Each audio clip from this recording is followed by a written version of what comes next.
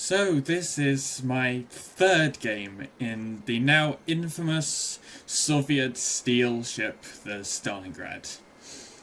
The Tier 10 cruiser that was released after the Moskva and basically outdid it in every way. This is going to be a compilation of me trying to play the ship in open water, seeing how much damage we can do, dealing with some destroyers. You'll notice I have the RPF skill, which is going to help us with that, and straight away a nice double citadel on the Mainz, which is about 18 kilometers away, immediately proving the worth of these incredible guns. It's still debated whether the Stalingrad is a supercruiser or a battle cruiser, and personally I'm more inclined to call it a battle cruiser, considering its enormous health pool, ridiculous gun penetration, and equally ridiculous size. So the unlucky Mainz is removed by our Zeton there, which gives us the head start on the ships. But you'll notice on the minimap that a lot of our ships are showing absolutely no sign of getting anywhere near the capture points, meaning the enemy Napoli has already sneakily grabbed the centre cap, and the Halland, which we're going to see later, has snaffled C-cap without anyone really noticing him.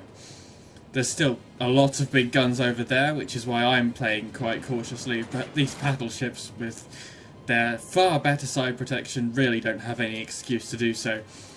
And it's just a problem with the state of the game these days that everyone's terrified of pushing.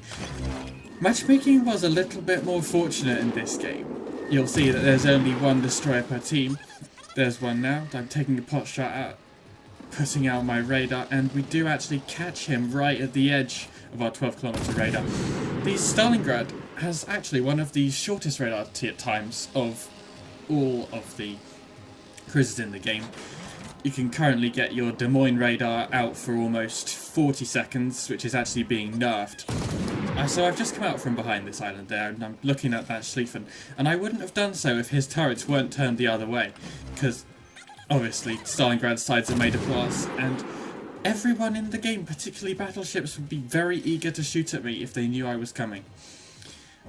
You'll see from my 14-kilometer or thereabouts concealment that I have gone for a full concealment build. I'll flash my build up at the end so you can see it. There's the sneaky Napoli who's just popped out of his smoke, and he's the one spotting us, which is why my guns are turned towards him and I am turning my rudder so that my full broadside isn't being shown to him. I also am looking at his turrets too, because I was showing maybe a little too much broadside if he had been inclined to shoot me. But all of the battleships on his side of the map are a lot further away, such as that Pommern and the enemy Stalingrad, who's at least 24 kilometers from me, which means I have absolutely no problems with slowing down here and taking my time to remove this cruiser from the game. Decent dispersion there. I'm a full accuracy build, just to make sure that these guns manage to deal what they like to do, which is citadel damage. So we've confirmed the Napoli for our first kill at 80,000 damage, and let's see if we can do a little bit more to the Vittorio Veneto over there. Now, I don't know if we can citadel him, he's got quite good belt armor. But let's see, yeah, he was just a little bit too angled, and dispersion wasn't our friend there.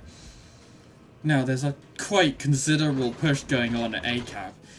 Our team's finally found the guts to get in there and push the enemy out of there, and they're doing so, including the the Pommern on the B line and the ALS Yuma, which, to be fair, is going to be in the back, but the Pommern really has no excuse.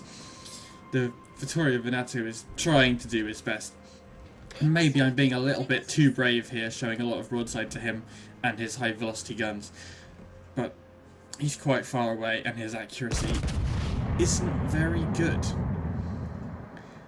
The enemy still have high control over B and C caps though, so I am turning in order to move closer to this island where the Zeton already is, and we're going to try and get in there and break the enemy's push. But first of all, that's Schlieffen, who's behind an island. And now I do get a bit risky here regarding that Schlieffen. I didn't know that he could shoot over the island, but he can, as you'll see in just about a minute. The enemy Bourgogne, who's still on full health and has also spent most of the game doing not a lot, is also an issue, which is why I've got my bow pointed squarely towards him. The Stalingrad has excellent bow armour, and a quirk of its armour scheme means that it can't be citadel through the bow, so you can point your bow just towards anything. Anything that isn't a rapid-fire HE spamming cruiser, that is. And expect to be alright. Now, we just got quite lucky there with the Schlieffen there.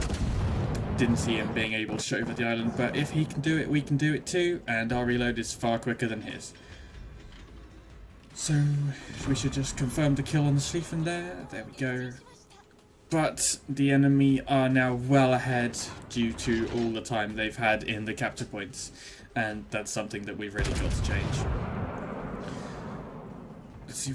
The Stalingrad was snatched from us before we could snatch it from the Zeton, but that is another kill. However, there's 2 battleships now in front of that Zeton, and he's probably in quite a bit of trouble. So we're trying to move up now, get behind this island. Maybe we can get a lucky shot on the tier 8 French cruiser there, the Sherwood, which is new, but he knows we're looking at him and is presenting nothing more than his stern. However, the Lion is doing no such thing, probably sailing as far away as he can with high explosive loaded, and he's about to run into an island. We get very unlucky, really, with our first shot there, but I can sit angled like this for days. Stalingrad's main belt and upper belt are thick enough to bounce a lot of shells if you slightly angle. The upper belt and deck armor actually are 50mm, which is going to bounce a lot of things that don't have improved penetration angles, such as that Lion, and we just do a nice 24k through his exposed citadel armor. And now, oh, that's a very tasty dispersion, I gotta say. That's why you build for accuracy on the Stalingrad, confirming our 3rd kill on the Lion, who was unlucky there running into an island. But this game is by nowhere near won. The enemy have still got their points lead, and they're only 1 ship behind, so I'm gonna have to do a little bit more work. There's a couple of battleships still in front of me, but as I was saying, oops, catching a nice citadel on the Cherbourg there, just luckily. One of the excellent things about the Stalingrad is that it has battleship caliber penetration on these ridiculous guns, and you really should take every advantage of that. Can we snatch the Bourgogne? Oh, we can!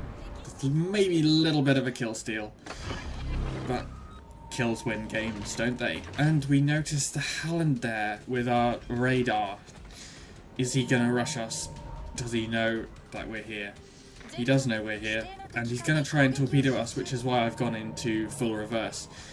The friendly Shima is blocking the cap, and we really need to help him out here, so trying to get some shots on the Halland and achieving the Confederate award, but that's not enough damage as we're about to see. So there's the Halland's first... Nope, he used both sets on us, and only us, because there's nothing else in that part of the map, which means that for the next minute we're going to be safe.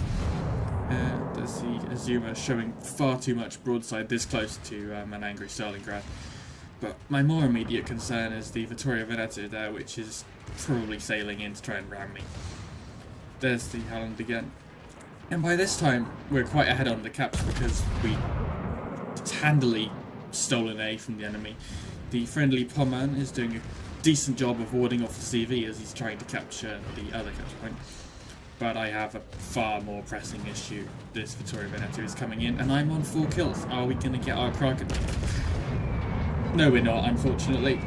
We could have got maybe one more shot in there, one more Citadel would have dealt him, but his belt armor was just a little bit too thick, and the Musashi takes no chances. Meanwhile, the Halland's torpedoes are probably reloaded now, which is why I'm not pushing further forwards. Maybe my stern turret can catch the Cherbourg as he's broadside, but he's still aware to the danger I pose. And in comes the Halland, no doubt with his torpedoes reloaded. Let's see if we can get the Kraken here. We cannot. Some overpen trolling, which means that his torpedoes come in, and oh, wait, what's this? Our secondaries have come in right at the end there, securing the kill, getting that Kraken, and giving us what we need to win. Of course, we go down there, taking most of the heat from the team. It's kind of unavoidable. But there we are coming in, nice top of the team. There's a little picture of my build at the end there, just to see double concealment, adrenaline rush, and RPF to show me where the torpedoes will come from. Just quickly going through my build here at the end of the video, I've gone for main armaments. Of course, you want to keep your turrets in the fight. Damage control, fires suck. Aiming systems, these guns are famed for their accuracy, so why not make them a little bit more accurate? Rudder shift, because the turning circle radius on the Stalingrad is dreadful, and it comes about slower than most battleships. So rudder shift to try and give us the advantage when we're in the open water. Then concealment module 1 and reload module, because 20 kilometers of range is enough, particularly in clan battles. It gives you the reload that you need to deal burst damage and the range that you need to get across the map. Then we've got grease the gears to get our turrets turning quite quickly. They're actually slower than other comparable Soviet ships, such as the Kremlin has a ridiculous turret traverse, but the Stalingrad does not, probably because it's going to spend most of its time using only its front turrets. Sat in one particular place. Then we've got priority target, so that we can see who's aiming at us. I don't actually yet have the superintendent skill because my commander is only 19 points. I decided to go for the RPF and the outnumbered skill first. That outnumbered one is just a little thing when the enemy is right up in front of you, trying to get every last advantage you can. And that is it for my third game in the Stalingrad. Might do a follow-up, might not, depending on RNG and how it deals with me. So, until next time, happy